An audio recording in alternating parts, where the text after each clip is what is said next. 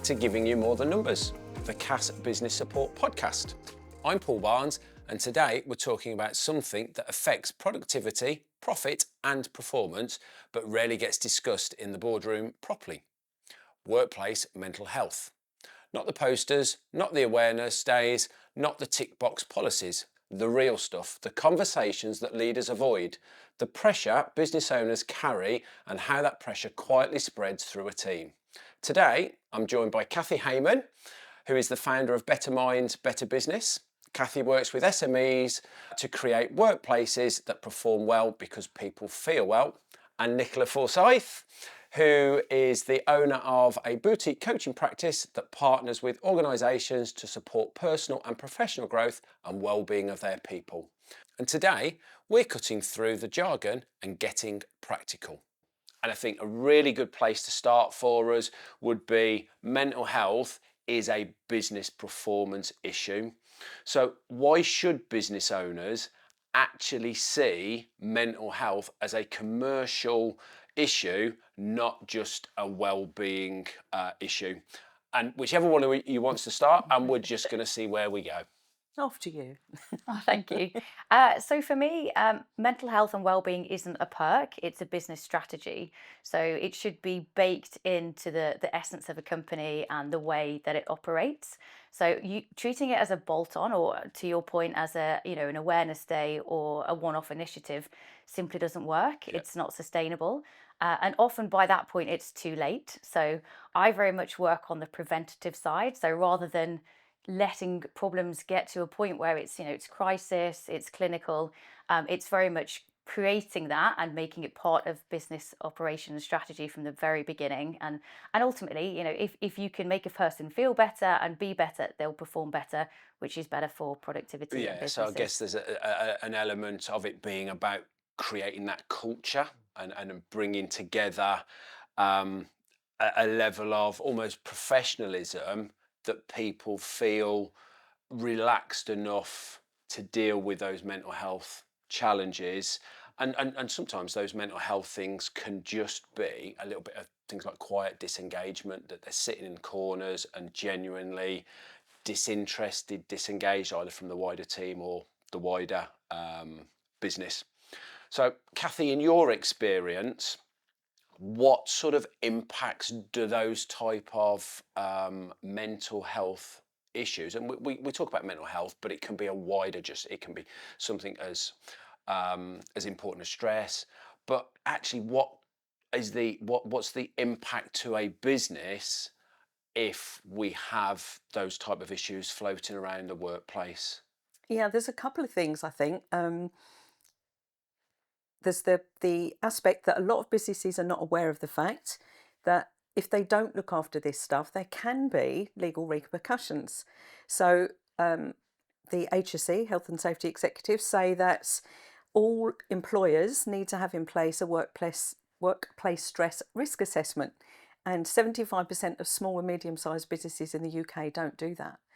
And they don't do it because they either don't know they have to, or they think, I can't deal with that because they don't know how to deal with it. So they just ignore it. Yeah. And there can be, repercussions from that. But the wider thing of that is, this is not about a tick box exercise. Yes. Because once you take this on board and it becomes part of your culture, it has a direct impact on your bottom line. I do have some stats if you want me to quote. Stats are useful. I downloaded these actually because there's some new stats that have just come out that I thought were quite interesting. So 964,000 UK workers experienced workplace stress, depression or anxiety in 24-25. And that led to 22.1 million working days lost in a single year, which is more than half of all working days lost. Wow. So where it used to be bad backs that caused people to take time off, Yeah. It's now not that, it's stress. And is that something that you see, Nicola, as well, just around the clients that you work with? Is that tending to be one of the things that we're trying to address?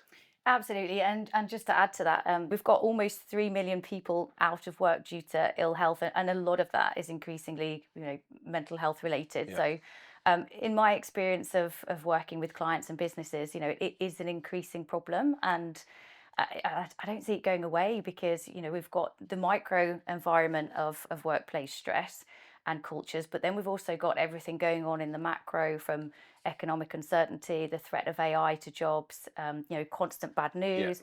And as people, we're not well equipped to deal with uncertainty. So people are seeking safety, they're seeking certainty, and that's of course impacting their health, their mental Yeah. health, their physical health. And unsurprisingly, that's showing up in the workplace because, I always say if something's affecting you in the boardroom, chances are it's affecting you in the bedroom. We are the same person, Yeah. we're subject to the Absolutely. same experiences, and it just manifests in different environments. And if that's not cared for, then, bigger problems can Yeah. arise. And in a business sense, obviously that costs in lost Yeah. productivity, retention, absenteeism. And for the individual, let's not forget, we're talking about people here, and their quality of life and their potential to earn and have good quality lives. Absolutely. So come on, Kathy, what other stats have we got?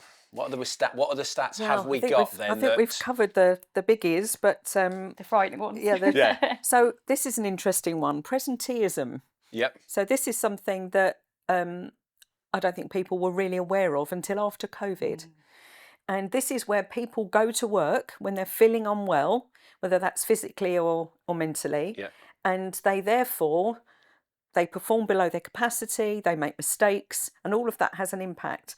And they're saying that the latest figures say that presenteeism is costing employers £24 billion annually. So all of Wow. these people that feel like they've got to work, Yeah. for whatever the reason that might be. And when you think about the changes in the law in terms of sick pay and 0 hours contracts and all Yeah. of those kind of things, people go to work when they really shouldn't be there. That's mad. And I guess some of that is possibly I have to go to work because if they don't go to work, they don't get paid. So we come back to Yeah. that impact. So that vicious spiral then of, well, if I don't go to work, I'm not being paid. That's going to impact on my lifestyle. But I think whilst all of those feel like it's a little bit of a negative, what are the positives that have come out probably since COVID around the awareness that for you have seen positive impacts in business? I think in my experience, I was working at a large bank at the time, and it was a commercial bank. So I was working with businesses from SMEs and entrepreneurs through to large corporates. And I commissioned some research to look into what employers want. And actually, the top things that came out above pay were, flexibility, being, respected, being heard, being seen, fundamental things that we all want. And I think employers took that on board, and hybrid working became the norm. Appreciation for people's mental health and how to Yeah. protect that, and well-being strategies that were a bit deeper than the ones we've talked about Yeah. before, the simple one-off. So I think it has created a lasting and sustainable change, but like with everything, there's still improvements to be made. Yeah, of course there is. So thanks for that first piece just around, actually, I'm going to call it the wider issues. But a lot of our viewers and listeners to this podcast are a founder, they're a leader. And that for me means that they carry a level of responsibility that they don't feel can be shared. So based on my experience, and obviously you as both business owners yourselves, but also working with businesses and leaders, why do many of us feel we have to hold everything together on our own? I think that's about feeling responsible for everybody that works for us. So I remember back in the day when I had my event management business and we got decimated by 9/11, and shortly after that we had to make 9 people redundant, and that was one of the worst days of my life, because you do feel responsible for the people that work for you, and it's not just about you making a living, it's about the impact that it has on everybody that's involved in the Yeah. business. Yeah. And Nicola, obviously you've come out of a corporate world and have gone it alone. how have you, I suppose I'm posing this as a question rather than anything else. How have you found that transition where probably there's been more support in a corporate environment, but then in a sole practitioner environment when you first start out, how has that shift helped or hindered you? Yeah, that's a good question. I think it probably equal parts. So obviously you get the perks of being your own boss in terms of you're acting on your purpose, your values, your vision.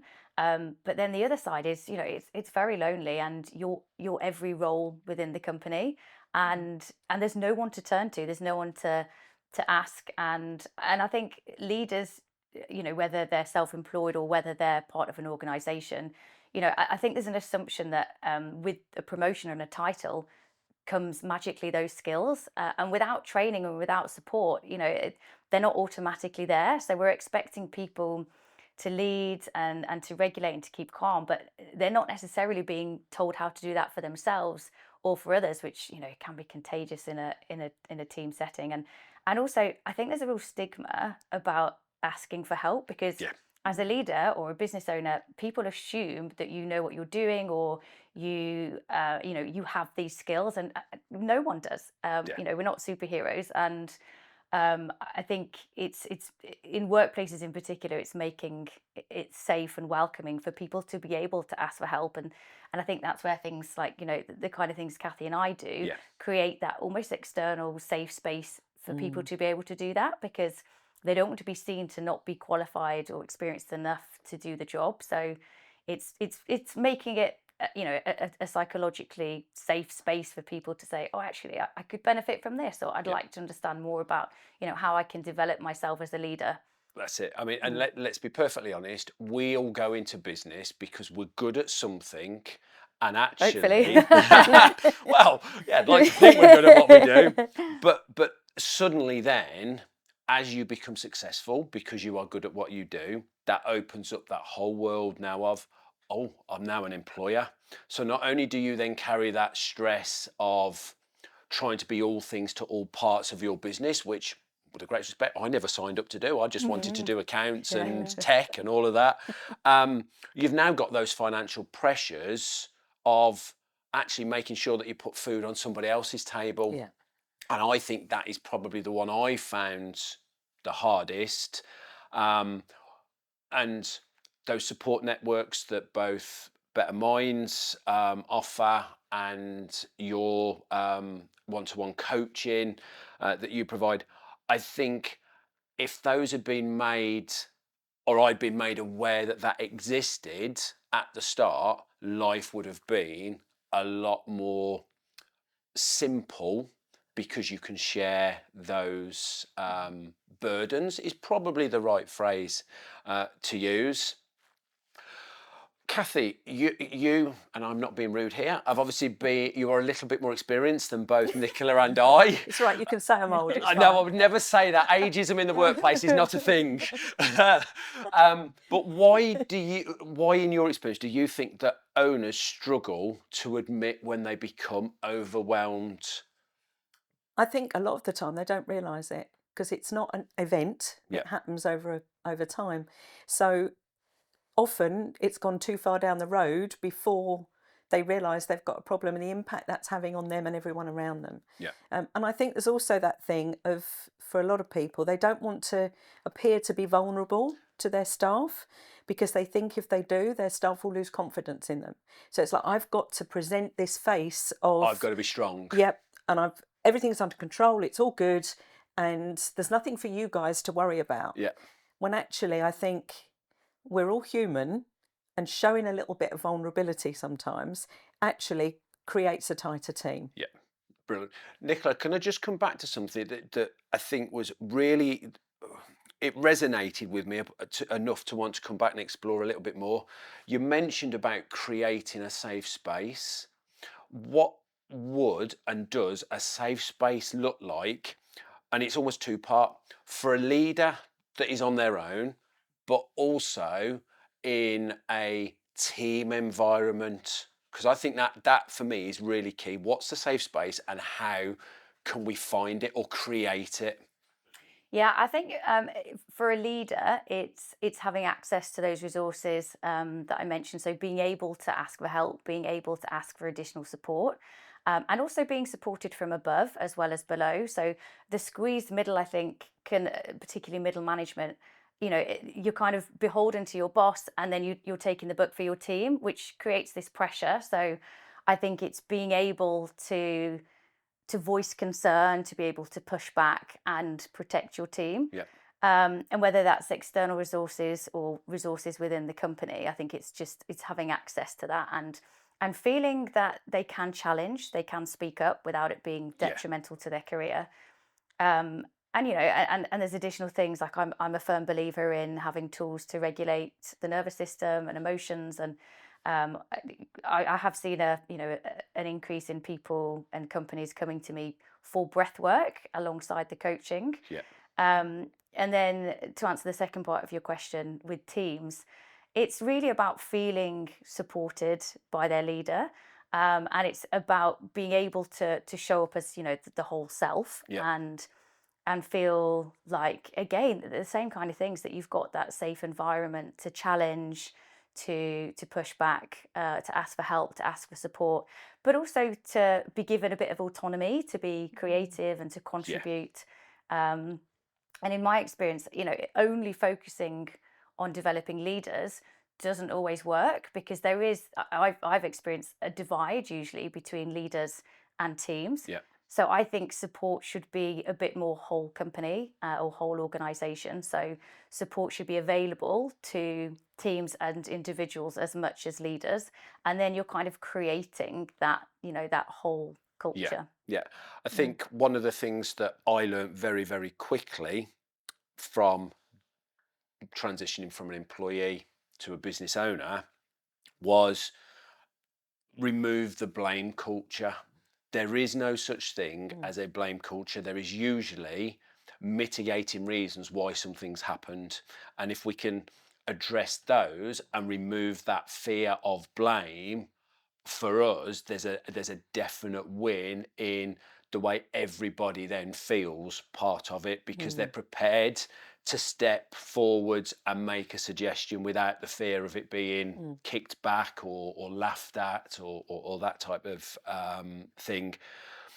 And, and I think the one thing that is really important across all business is remove the fear of I don't know, because that, I think, is why a lot of people never step up and want to share, because there's that fear of I don't know, and I never want to be seen to say I don't know. And Kathy, if I come to you, because I know you're a really strong networker, just from our conversations before, working with and networking with people that are in a similar situation and a similar going through similar things to you, how have you found that helps to bring Nicola's point back about it's lonely at the top? To me, it's invaluable, and I've noticed in my transition through my business life, networking now is very different to what it used to be. It's Well, I not don't just a think it selling even tool, really is it? existed back in the day, in the same way. But one of the things that, so I belong to a number of different networking groups, and one of them in particular that I love, it's really supportive. It's not a massive group. And for me, it's not about going to big networking groups that you get to speak to 2 or 3 people. I'd rather be at a smaller networking group where you really get to know each other. And the support that I've experienced myself and I've seen with other people is really important. One of them, the guy that runs it, is a performance psychologist. Very interesting guy. Okay. And he runs a 7:30 on a Monday morning. It's a great way to start your week. So you've got to really want to do this. Yeah. But he runs this online group where you can ask questions before the session, Yeah. and he will deal with those questions, and it's quite interactive in there. And I've really found that helpful. That ability to share. Absolutely. And people ask questions that you think, never thought of that, but that's actually really important. Yeah. And I found a little bit of that where I'm thinking it, but again, it's this, I suppose I call it a bit of imposter syndrome, where you're thinking, I Is don't that a want to stupid look question? stupid Yeah. and ask it. Yeah. But I guarantee a lot of the people in the Yeah. room are thinking Yeah. the same. And he actively encourages that. You know, he's Yeah. like, there is no stupid question, and if you're not saying it, someone else Yep. is thinking Yeah, it. Exactly yeah. Usually that. all of us, yeah. Yeah. And that Absolutely. comes back to what you were talking about being vulnerable. And actually, that is a superpower. It's, you know, being able to ask and feeling empowered to ask. Yeah. Yeah, absolutely. So I think we've touched on some of the things then that we need to be, I suppose, a little bit more aware of, and trying to create an environment that feels safe and open and honest and no blame. And we're starting to get a little bit more self-awareness of actually what we need to be both thinking of and looking out for, which leads us nicely into a question that I think a lot of founders never really sit back and go, oh, this is happening to me. But what are the early signs of burnout and I'm going to use the word, and I mean this quite loosely, but stress and mental strain that leaders, and let's just focus on leaders for a minute, tend to miss? What are those signs? So, So I think it's a bit like I call it creep stress. So it's the tiny incremental bits that sort of ladder up, and obviously you end up with burnout. But the initial signs can be actually the opposite of what you'd expect. They're the more, you know, quiet qualities, such as perfectionism, overworking, disguised as commitment. You know, pulling back, withdrawing, disengaging. You know, the office starting to get quieter, less creativity, less challenge. So it's the small things that you've got to really be, you know, willing to spot and able to spot. yeah, I think if I look at my own situation, I think when you go on a bit of a growth curve, which invariably as leaders we do, because it tends to be us, and then it's a team of one, and then before you know where you are, you're a team of five. I think one of the things that I found quite well, actually, no, I didn't find, but I was told I become irritable, and actually I become really restless, so I don't sleep. And these are things that came to kind of, well, somebody told me, in fairness. And the one that actually I thought, okay, and then you sit back and you look at it, a loss of humour, because everything is such like, oh, and that for me, when somebody says, actually, if you lost that little bit of a sense of humour, you'd have a laugh and a joke with us, that disappears. But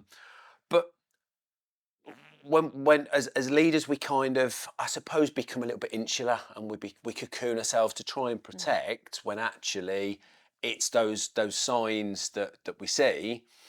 But are there any sort of outwardly visible things or business based that you have seen with clients you've worked with, when you've started to tease out what those challenges are, that have become a common theme across all of your clients? I think one of the things that I've noticed is that those little things that all creep up become the norm. Yeah.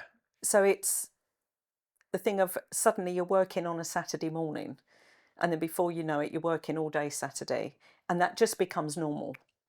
And you feel that firefighting all the time, and those things become obvious to everybody else, but you don't notice it. Yeah. So it's the things that you would have previously said, I'm not doing that. That's not, you know, part of who I am and how I Yeah. want this business to be. And suddenly they creep up. And I think it does often take someone outside to point these things Yeah. out to us. And yeah, the loss of sense of humour is Yeah, probably one of the first and you things. do. I And that think 3 o'clock in the morning that you see every night. Yeah. yes. And you know, there are times in our business, like you say, when you're going through a growth spurt, where sometimes you have to do these things. Yeah. And there's nothing wrong with that.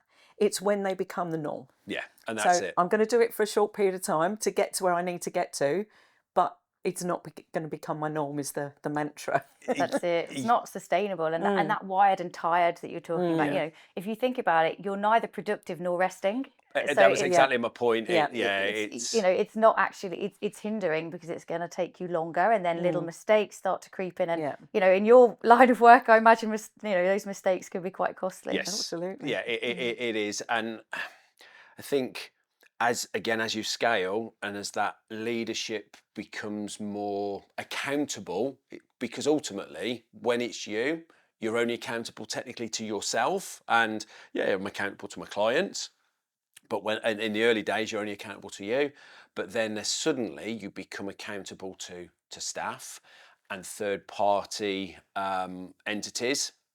And I think one of the big things that I've seen when we talk to clients about, I'm going to call them the periphery things around just the numbers, is they make potentially big decisions that are made under pressure that they probably wouldn't make if they were perhaps sharing the load, talking things through with whether it's partners away from work, whether it's in the networking groups.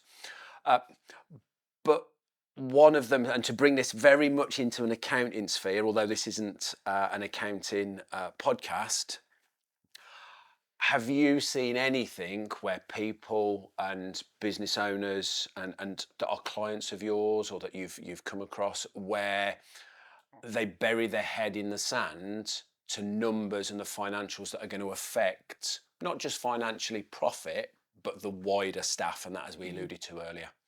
Yeah, definitely. And also the opposite of what you said about making big decisions under pressure. Often when people are stressed, they can't make a decision about anything, and that actually has as much of an impact. Yeah. Because decisions do need to be made, and they're like a rabbit in the headlights. Yeah. They can't make those Yeah. decisions. But I think the avoidance of, I don't want to look at those numbers, I don't want to think about that because I'm focused on this. Yeah. And then we lose track, don't we? Absolutely, absolutely. So obviously we a lot of this has been about unintentionally, I suppose, the negatives that we need to both become aware of, but actually let's flip that a little bit and go, somebody's made me aware of it. What interventions can business owners do for themselves or by reaching out to those specialist coaches such as you? So just some simple interventions people can do for themselves, and then actually anything where you can go a little bit deeper. I think there are a number of things. There's reaching out internally if they've got those resources, but also externally to people like Kathy and I, who are there to support businesses, on an embedded basis, on a fractional basis.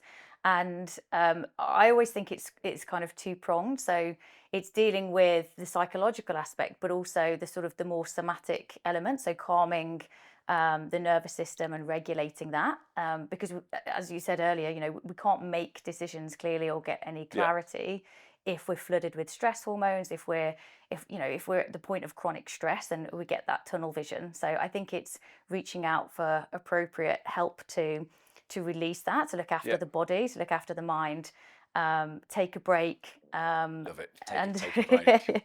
Get a pet. Go for a walk, get outside. That's it. Yeah. And it's really looking after, whole health and taking a whole health approach, and making sure that your professional life isn't at the expense of your personal life, and vice versa. Yeah. Kathy, are there any sort of, obviously I come at this from a Better Minds perspective because of my in-depth knowledge of that as a platform, but are there some simple quick wins that leaders and employees can do during a working day just to remove themselves from the coal face, for want of a better phrase? So one of the resources we have in our online piece of what we do is what we call our Reset Library. And it's a collection of little audios that go from 60 seconds up to 20 minutes to help people with that nervous system regulation. Yeah.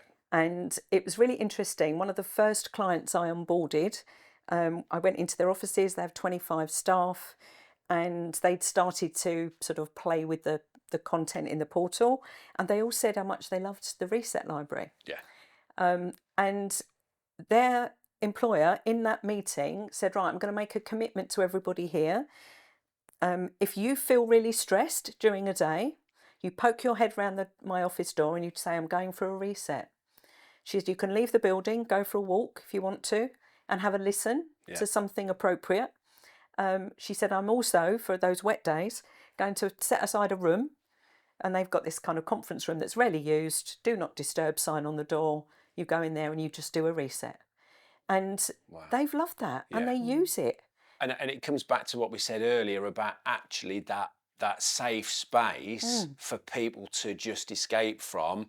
And there are some sort of, we use it here in terms of we try and get the staff to at least get away from their desk once an hour, whether it's to go and make the boss a cup of tea. No, I'm jesting. Well, no, I'm not suggesting that, but make a cup of tea, take the dog for a walk, come upstairs and generally just chill out and take 5 minutes.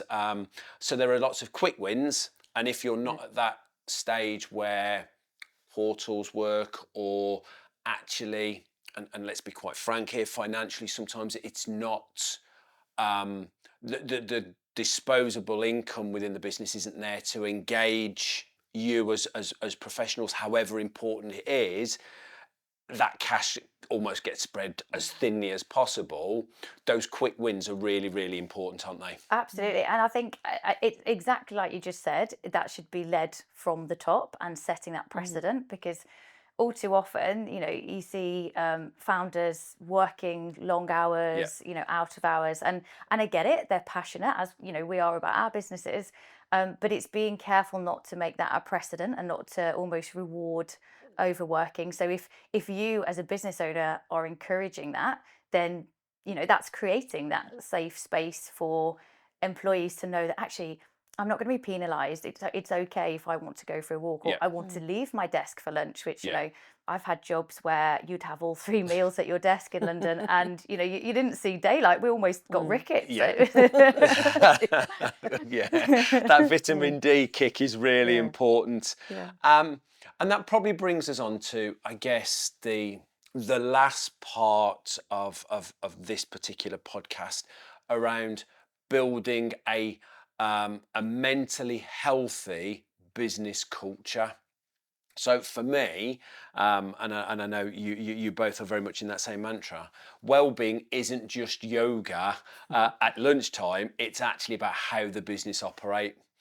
So what would, in your ideals, what would a mentally healthy business look like in practice? Because I think that is, yes, we've spoken about the negatives and the impact if we don't do something, but let's leave the listeners and viewers with some real positive tangibles that they can enact to make it a more mentally healthy workplace. I think it's a number of things, drawing on a lot of the things that we've already spoken about. So having the tools for regulation. So I offer breathwork as an example, which has proved incredibly popular. I've done a few sessions with the FA and Aston Villa and Indeed, and actually they've wanted the tools for down regulation a little bit more than the mindset coaching. But I think it's meeting the bespoke need of that particular organisation. And Kathy and I work with lots of different companies of different sizes, different sectors, and there isn't a one size fits all approach. But generally it's the things we touched on. So creating the psychologically safe space by enabling people to be themselves at work, enabling them to take that time out, like the reset room, that's amazing. Enabling them to be trusted as adults to get the work done, but also to look after their health and well-being, and making that a strategic priority and baking it in from the beginning. Because if you invest here as a business strategy in the prevention, hopefully your staff won't get to the crisis the point. absenteeism that we spoke about at the very, very start of the podcast suddenly doesn't become a thing, or where it is, it's genuine and it's for let's call it the spots, the bad back, as opposed to the people from a mental capacity. Here's an interesting one for you. Can performance and well-being coexist in a business environment? I think they have to. Oh, absolutely. I truly believe that if we have a culture of well-being and everybody feels psychologically safe, Yeah. our staff stay with us, they perform better, we have a happier, more fun environment, Yeah. which helps everyone, and that helps us as a leader. So Yes. I don't think you can actually have one without the other, personally. Absolutely. I mean, take the analogy of a plant. If you didn't water a plant, you can't expect it to grow. So it's creating that environment for people to feel happy, satisfied, seen, heard, and respected. Yeah. And that, if people feel better about themselves, they'll perform better, and then that ladders up to being better for the company, better for the economy. Yeah, absolutely. And I think one of the things that often when you, both as a leader and then as an employer, sometimes do is I'm going to use the phrase sweat the asset. So what tends to happen is I've got an employee, they're doing 35 hours a week, and I'm going to make sure they are busy for 35 hours a week. And one of the things that we've designed internally, having had conversations with Kathy about trying to look after staff and make sure that actually you're giving them room to break. We try and build our workflows and the workload of our team to work at about 85% capacity. So we've got the downtime, we've got that reflection, that ability for them to step away and not come into work looking at that to-do list of, I can't get through all that before I finish at 4:30. I think that's so important. And also the bringing into the working week time when you all sit down and everybody knows that they are encouraged to say, I'm struggling with this, Yeah. or, I've seen this, could we do this instead? They've got ideas. So you're allowing them that space to step away from the workload Yeah. and still have an input into how the business runs. And on that note, I also think, and I've really noticed this myself, and even recently, when we're really busy and you're just keeping going and going and going, it's really important, even though it's counterintuitive, to take that step back and take some time away from the business Yeah. as a leader to just reflect. Yeah. And I've noticed myself that when I do that, I come back and I'm much more productive and creative. So it's that It's reset, space. isn't it? It's Absolutely. that ability. Space, yeah. And we're Yeah. not saying that people fall out of love with their business or they lose their passion, but to step away, and we'll deal with in a future podcast around making sure the business can run without you as a leader when you get to that point. But actually, it's that ability to step away, whether it's for a long weekend, whether it's a holiday, and when you come back, you kind of reignite that little flame back inside. And So even if it is saying, I think you might already do this, and I know other business owners that do. Friday afternoons, Yeah. I don't work, as in doing my daily stuff. Yeah. That Friday afternoons is my reflection for the week, Yeah. getting set up for the following week and easing into a bit of time off. Yes. And it makes you it has the most powerful impact in terms of your own productivity, your headspace and your creativity and leading your business. That's it. It's that rest as a strategic Absolutely. part of your business, not as a byproduct of it. I'm burnt out, I need a rest. It's actually to Absolutely. go, well, I now need to be proactive and not push myself to the point where actually Mother Nature and my body is going to force me to take that time off because I'm burnt out, to bring this kind of full circle. And that's the prevention before cure. Yes. And it's like if you're running a marathon, your rest days are just as important as your running days, and it's having that ability to to pause, step back, and have some headspace to as Kathy said, be creative, because you can't be creative on demand or when you're stressed or when you're just so hand to mouth. That's it. And I think we're going to, and I'm going to try and wrap this up with a question to each of you that the listeners and viewers can take away. So Kathy, will hit you first, not proverbially, because that's harassment in the workplace and that's a whole new podcast. But what's the one sign a business owner should never ignore in themselves? Okay, so I think we've kind of touched on this, but it's that thing of I don't feel myself. I'm not sleeping. I'm not eating properly. I'm not taking time out. I'm feeling irritable and I've lost my sense of humour. It's noticing those things. Yeah. And sometimes it does take someone else to point those out. And when they do, to take it on board and go, hang on, I need to stop and look at myself. Yeah, yeah. And then Nicola, to wrap this up, if anybody that's tuned in today could just change one behaviour across pretty much everything, what's the one that you think would have the biggest or most profound impact? That's a good question. I think there are so many things, but I think it is that ability to be disciplined in stepping back and stopping.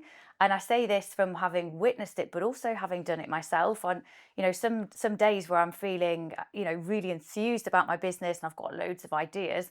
I'll work through the night, I'll work through the weekend because I think, well, I feel okay. I've got the energy for it. I've got it.